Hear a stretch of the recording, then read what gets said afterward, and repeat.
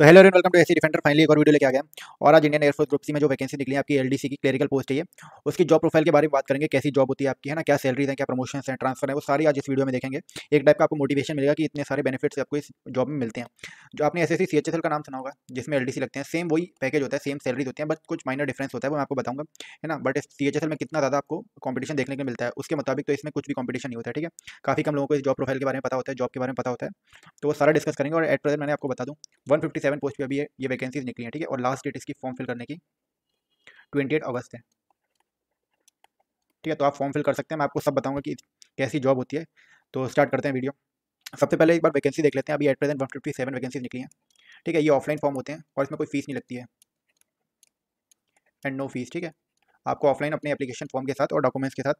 और देखो, जो आपकी सीएचएसएल की जॉब होती है वो एसएससी कंडक्ट कराता है, ठीक है, स्टाफ सिलेक्शन कमीशन। बट ये वाली जो वैकेंसी होती है इसको यूनिट्स या कमांड्स के द्वारा करवाया जाता है। तो हर यूनिट या कमांड में एक या दो वैकेंसी, जब ये जो ये आप ये 157 वैकेंसी देख रहे हैं, ये डिस्पर्स है, ठीक है। अलग अलग यूनिट्स और कमांड्स की अलग अलग वैकेंसीज हैं, जैसे एक एक दो दो हर अलग यूनिट्स और कमांड्स की है। तो आपको एप्लीकेशन फॉर्म उस यूनिट और कमांड को भेजना पड़ेगा जहाँ पे आप अप्लाई करना चाहते हैं। तो ये भरने का तरीका होता है, ठीक है।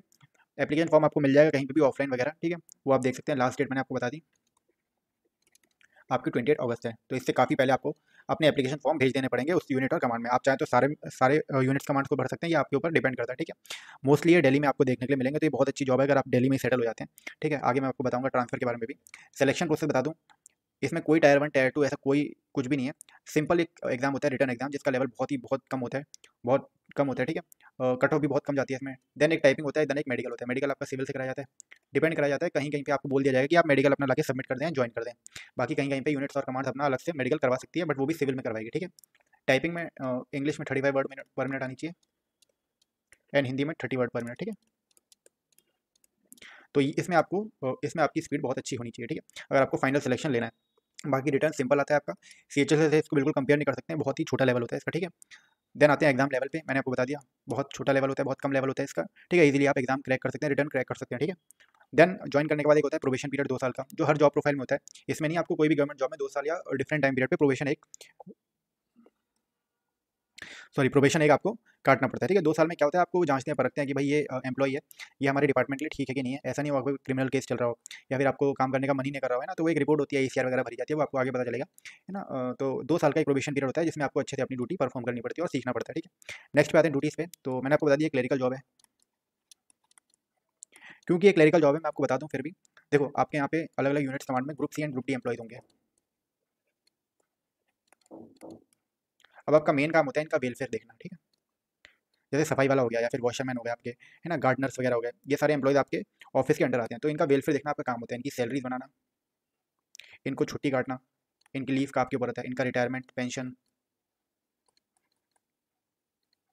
इनका ट्रांसफर, तो सारा वेलफेयर का जितना भी काम होता है। एक अपॉइंटमेंट भी, ये जो ज्वाइनिंग होता है ना, किसी को भर्ती करवाना भी, ये भी क्लरिकल, ये भी इनकी ड्यूटीज़ में इंक्लूड होता है, ठीक है। तो एक अपॉइंटमेंट से लेकर उसको रिटायरमेंट तक कटवाना, ये आपकी जिम्मेदारी होती है, ठीक है। आपका काम है मेन वेलफेयर करवाना, उसका ड्यूटीज़ करवाना, ठीक है। और अलग कोई मैटर होते हैं, जैसे हाई कमांड या फिर कहीं और से कोई लेटर्स आते हैं, उनका रिप्लाई देना, टाइमली अपनी रिपोर्ट्स भेजना, ये सारा काम आपका क्लरिकल जॉब में आता है, ठीक है। यूनिफॉर्म यूनिफॉर्म कोई कुछ भी नहीं होता है इसमें, है ना। सिंपल आपको फॉर्मल ड्रेस पहननी पड़ती है। और कहीं कहीं पे तो ये भी कहीं लागू नहीं है, कुछ हार्ड एंड फास्ट रूल नहीं है भाई। आप अपने कंफर्टेबल के हिसाब से कोई भी ड्रेस पहन सकते हैं, दोनों के लिए, मैन एंड वुमेन दोनों के लिए, ठीक है। कोई भी ऐसा कुछ आप पे बंधन बंधन नहीं डाला जाएगा। फिर भी एक, क्योंकि आप क्लरिकल जॉब हो, है ना, आपकी एक क्लर्क हो, तो एक फॉर्मल ड्रेस पहनना आपकी जिम्मेदारी है कि आप एक अच्छे, है ना, गुड लुक के साथ ऑफिस जाएँ, ठीक है। नेक्स्ट है वर्किंग आवर्स। वर्किंग आवर्स आपके 40 आवर्स होते हैं, 40 hours day, sorry 40 hours per week. अब ये डिपेंड करेगा कि आपके 5 डे वर्क है या फिर 6 डे वर्क है, ठीक है। तो ये अलग अलग टाइम पीरियड होता है। बाकी मेन यही होता है कि जब तक आपका ऑफिसर बैठा है आपको बैठना पड़ेगा, ठीक है। स्टिल 40 आवर्स है, तो ऑफिसर कभी कभी ज़्यादा देर तक बैठ सकता है, तो आपको बैठना पड़ेगा, है ना। ये डिपेंड करता है, बट इतना कोई आप पे बोझ नहीं होता है ना। फ्लेक्सिबल वर्किंग आवर्स होते हैं, बीच में आपको लंच भी मिलता है। तो वो सब एक अच्छा रूटीन होता है आपके ऑफिस का, ठीक है। नेक्स्ट पे चलते हैं लीव। तो आपको टोटल 50 छुट्टी मिलती हैं एक साल में, जिसमें आपकी 30 ईएल होती है, 10 सीएल होती है आपकी, एंड 10 मेडिकल होती है, ठीक है। ये 30 ईएल आपकी एक्यूमुलेट होती रहती है, इसको आप इकट्ठी कर सकते हैं। लास्ट में रिटायरमेंट के टाइम पे बहुत अच्छा इसका पैसा मिलता है, ठीक है। मेडिकल ये भी एक्यूमुलेट होती है आपकी, ये दोनों एक्यूमुलेटेड है। बाकी सीएल आपकी साल में एंड हो जाती है, ठीक है। तो सीएल आपको कंपलसरी है काटना, कंपलसरी इन द सेंस कि ये आपकी खत्म हो जाएगी तो आप काट सकते हैं इसको। देन है प्रमोशंस। प्रमोशन में बता दो, देखो इसमें फ़र्क आता है आपका सीएचएसएल का। मैं आपको फ़र्क बताता हूँ अभी। सीएचएसएल में एलडीसी से आप डायरेक्ट 4200 ग्रेड पे जा सकते हैं, ठीक है। डिपार्टमेंटल एग्जाम बहुत ज़्यादा होते हैं इसमें, बट इसमें ऐसा कुछ भी नहीं होता है। यहाँ पे आप एलडीसी पे आपके पास प्रमोशन के दो एस्पेक्ट हैं, एक तो होता है सीनियोरिटी लेवल पे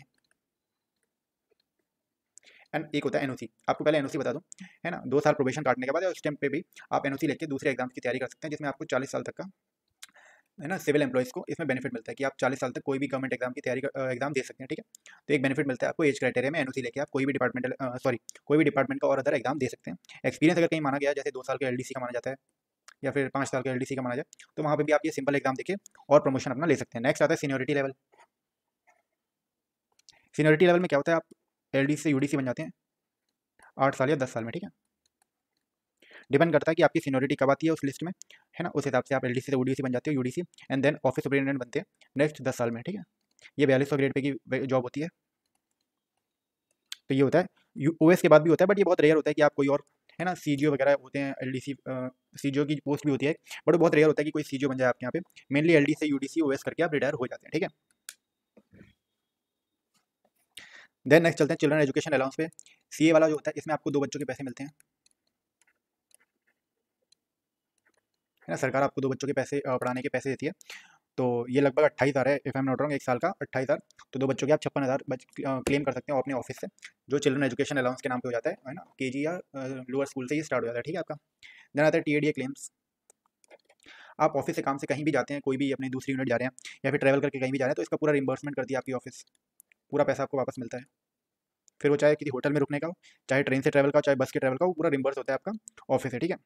देन एकोमोडेशन, गवर्नमेंट क्वार्टर्स मिलते हैं आपको, ठीक है। जो जहाँ आपके जवान होंगे, डिफेंस के लोग रहते होंगे, वहीं पे आपको गवर्नमेंट क्वार्टर्स भी प्रोवाइड किए जाते हैं। तो बाकी एचआरए का इसमें आपका पैसा कटेगा, है ना। बाकी गवर्नमेंट क्वार्टर्स आपको मिलते हैं, बहुत अच्छा एरिया होता है भाई, कैंट एरिया में आपको रहने का मौका मिलेगा। तो एक बहुत अच्छी पॉजिटिव पॉइंट है। नेक्स्ट है ट्रांसफ़र। ट्रांसफ़र के भी अलग अलग होते हैं। एक तो होता है कंपैशनेट ग्राउंड पे,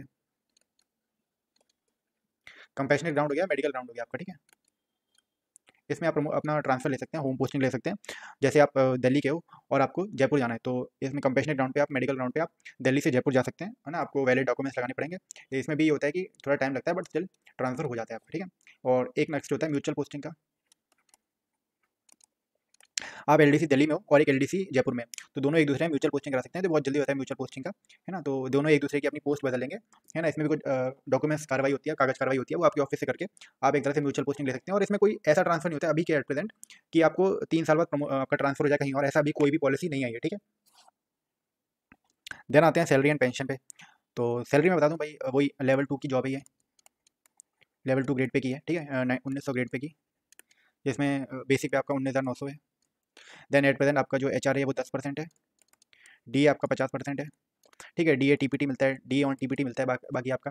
और पेंशन के बारे में बताऊँ तो अभी अब एनपीएस हमारी लागू हो चुकी है, न्यू पेंशन स्कीम। इसमें क्या होता है, 2 कंट्रीब्यूशन होते हैं, एक तो गवर्नमेंट करती है 14% का, जो गवर्नमेंट इंक्लूड करती है, और एक एम्प्लॉय करता है। हमारी सैलरी से 10% कट के एनपीएस में जमा हो जाता है। तो ये सारा पैसा आपको आपके रिटायरमेंट के टाइम पे मिलेगा, जिसपे गवर्नमेंट इंटरेस्ट भी लगता है, इंटरेस्ट जो आपका जमा होता रहता है, ठीक है। तो ये आपको रिटायरमेंट के टाइम पे मिलेगा। ओल्ड पेंशन वो खत्म हो गई है ना, वो सब अभी खत्म हो चुका है। बाकी स्टेट वगैरह में कहीं कहीं पे इंक्लूड है, वो आप अपने स्टेट वाइज देख सकते हैं। नेक्स्ट पे चलते हैं कैंटीन सर्विसेज। तो कैंटीन सर्विस मिलती है भाई, बहुत अच्छी है। लिकर नहीं मिलती है इसमें, स्टिल, है ना। कार्ड से क्या लेना देना है, आपको ग्रोसरी का कार्ड मिलेगा, जिसे आप बहुत कम दाम में बहुत सामान, जितने भी ग्रोसरी का सामान है वो कैंटीन से ले सकते हैं। लिकर का नहीं मिलता है, स्टिल लिकर जिसको चाहिए भाई वो ले सकता है ना। कार्ड नहीं इंक्लूड होता है, बट स्टिल भाई बंदी में आपको मिल जाती है सब चीज़ें। तो ग्रोसरी का भी आपको सारा सामान इसमें कैंटीन सर्विसेज में इंक्लूड होता है, तो आराम से आप कैंटीन सर्विस का फायदा उठा सकते हैं। नेक्स्ट है सीजीएचएस मेडिकल फैसिलिटी। तो इसमें भी आप मेडिकल क्लेम कर सकते हैं, है ना। एनओके का, या फिर आपके फादर मदर हो गए, है ना, अगर वो आप पे डिपेंडेंट हैं, तो उसका भी आप सीजीएचएस, कोई हॉस्पिटल होते हैं जो सीजीएचएस से इंक्लूड होते हैं, वहाँ पे जाके आप अपना कागज कार्रवाई करके उनके मेडिकल डॉक्यूमेंट्स वगैरह पे रीइंबर्स करा सकते हैं अपने ऑफिस से जाकर, ठीक है। तो ये सीजीएचएस की भी फैसिलिटी मिल जाती है। इसमें ओपीडी रेट होते हैं या फिर कोई ऑपरेशन का रेट होता है, वो बहुत कम दाम में हो जाते हैं, और ये सारे पैसा आपको मिल जाता है, ठीक है। तो यही सारी फैसिलिटी भाई मिलती हैं आपको, है ना। तो ये भाई बहुत अच्छी वैकेंसीज है ना, बहुत अच्छी फैसिलिटी है। मैं आपको कहूँगा कि मतलब बिना डिफेंस ज्वाइन किए आपको ये सारी डिफेंस की फैसिलिटीज मिल रही है। जैसे गवर्नमेंट क्वार्टर्स हो गए, कैंट एरिया मिलता है आपको, कैंटीन सर्विसेज होती है, मेडिकल फैसिलिटी होती है, पेंशन, सैलरी होती है। आपको सबसे बड़ी बात तो आपको डिफेंस वाले बंदों के साथ काम करने का मौका मिलता है भाई। आर्मी, इंडियन एयरफोर्स के जो ऑफिसर्स होते हैं, या फिर आर्मी ऑफिसर होते हैं, या मिनिस्ट्री और डिफेंस के जितने ऑफिसर होते हैं, उनके साथ काम करने का मौका मिलता है। तो बहुत अच्छा एक्सपीरियंस होता है भाई, है ना। एक रिस्पेक्ट भी होती है है ना। पढ़े लिखे बंदे जाते हैं तो फिर बहुत अच्छा लगता है ना, कि एक आप अलग रुतबा होता है भाई आपका, है ना। बाकी सब मैंने आपको इंक्लूड करके बता दिया है। इसमें और कोई आपको डाउट हो तो बताना भाई, है ना। कुछ और जानना हो आपको किसी चीज़ के बारे में तो वो बताना। जो अभी मैंने बता दी, अभी वैकेंसीज निकले हैं, एक बार मैं आपको वैकेंसी दिखा देता हूँ।